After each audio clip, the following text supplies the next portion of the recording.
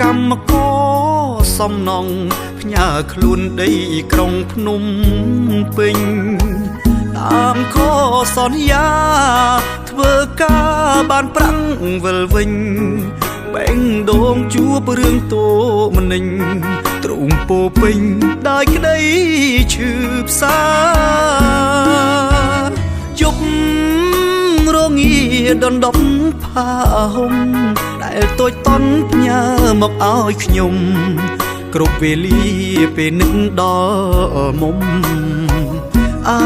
នុសាវរីយ៍គ្រប់ទីភូមិឋានសុខុមការងារលំបាកស៊ូទ្រាំព្រមចង់បានមុំជាគូមានប្រាំងគ្មានន័យដល់ខ្ញុំ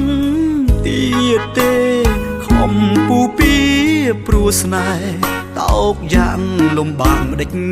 ក្តីសង្ឃឹមបានប្រាថាបានវិលជួបចរណីបែជាខំក្តីស្រមៃព្រោះតែស្រីបំភ្លៃសន្យាខំផឹកស្រាបំបត្តិកង្វល់ប្រាក់ខំរករលីគ្មានសល់ព្រោះនិមលលួយក្បត់ក្រោយខ្នងបែងដងមួយនេះត្រូវឆេញខ្លាយជាផែផុងមិនគួរចិត្តអូនយងខ្នង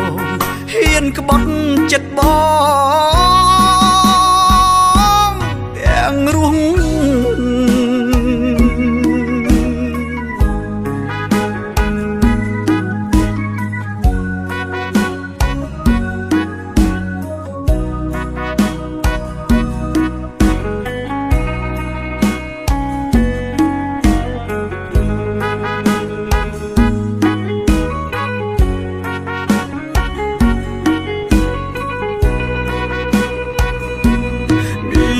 ប្រាំងគ្មានន័យដល់ខ្ញុំទៀតទេខំពូពីព្រោះស្នេហ៍តោកយ៉ាងលំបាកដេចក្តីសង្ឃឹមបានប្រាថាបានវិលជួបចរណីបែជាខំក្តីស្រមៃព្រោះតែស្រីបំភ្លៃសន្យាផឹកស្រាបំបត្តិកង្វល់ប្រាក់ខំរករលីគ្មានសល់ព្រោះនិមលលួយក្បត់ក្រោយខ្នងបែងដងមួយនេះត្រូវឆេញខ្លាយជាផែផុងមិនគួរចិត្តអូនយងខ្នងហ៊ានក្បត់ចិត្តបង